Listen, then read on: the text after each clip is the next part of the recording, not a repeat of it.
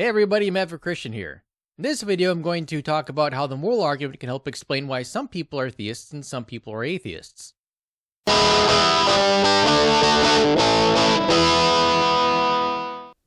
moral argument is a family of arguments that use morality to argue for theism.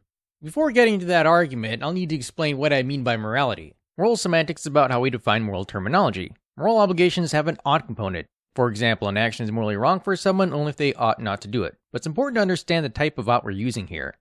There's the descriptive ought, which is that type of ought that is reducible to something purely descriptive. That is, a descriptive ought is entirely descriptive in nature. An example would be someone saying, if you want to do well in school, you ought to study, just means something like, as a matter of practical necessity, you need to study to do well in school. In contrast, a prescriptive ought is that type of ought that is not a descriptive ought. It prescribes in a way that is not purely descriptive. An example would be someone saying you should not torture infants just for fun.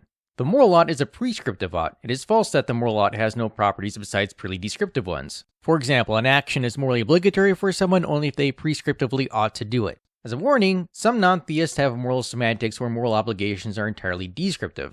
It might sound weird, but it does happen sometimes. Where this leads to is that moral properties of prescriptive oughtness, like moral wrongness, are non-natural, that is, they're not part of the natural physical world.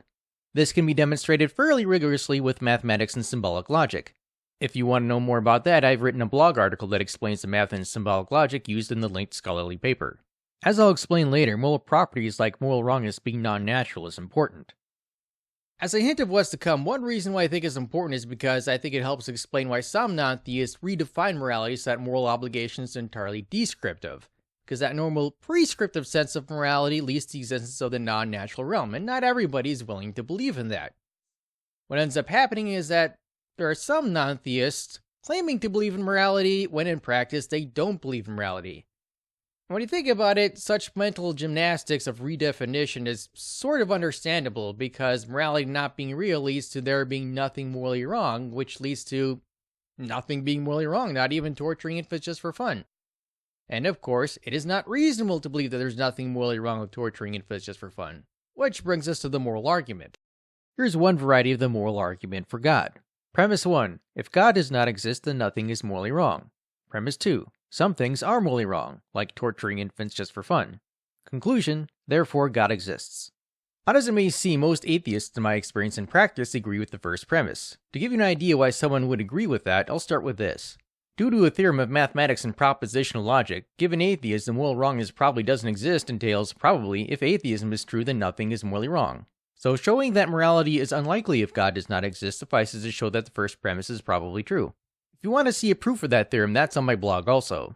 In a theistic worldview, it makes perfect sense there be some component of reality transcending our opinion that says people shouldn't do certain things.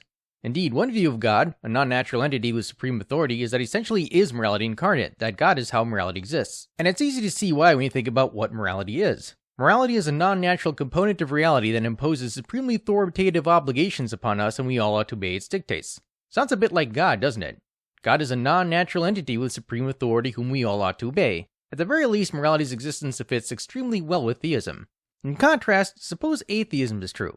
On atheism, moral wrongness is very strange when you think about it. It's invisible, non-physical, and empirically undetectable.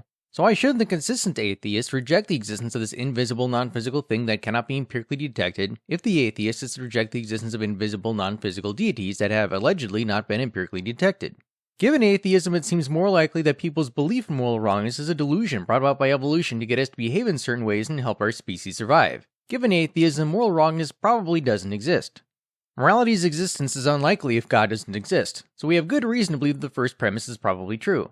Many atheists agree with me that this prescriptive ought morality probably doesn't exist if atheism is true, and on pain of inconsistency, such atheists would have to believe the first premise is probably true, though of course they would deny the second premise. And that leads us to two contrasting worldviews. Many people intuitively sense the non-natural realm. Not necessarily with God directly, there's also morality, which is non-natural. Just as we intuitively sense the external world being real, many intuitively sense there's something morally wrong with torturing infants just for fun.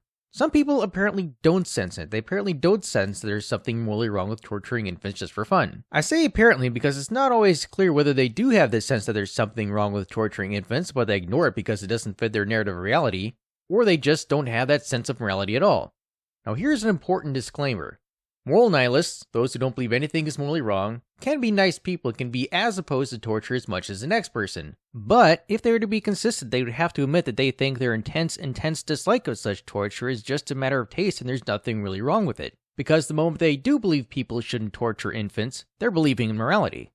So here's at least a partial explanation of why some people are theists and some people are atheists. And that reason is this.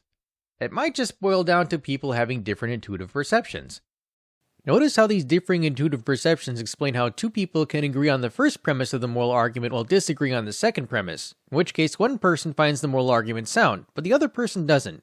Some people find the moral argument convincing because they intuitively sense the non-natural realm, agreeing with the second premise while also seeing that the first premise is probably true. But apparently not everyone senses the non-natural realm, and that is at least partly why some people are atheists. If you want to see how a non-theist reacts to this sort of thing, my next video will feature a debate of sorts where I argue that morality is evidence for God, where I present much of what I've said here. I guess that'll about wrap it up. This is Maverick Christian inviting you to go in peace, serve the Lord, and love logic. Thanks for watching. If you liked the video, hit the like button. If you want to see more videos, hit subscribe and ring the bell.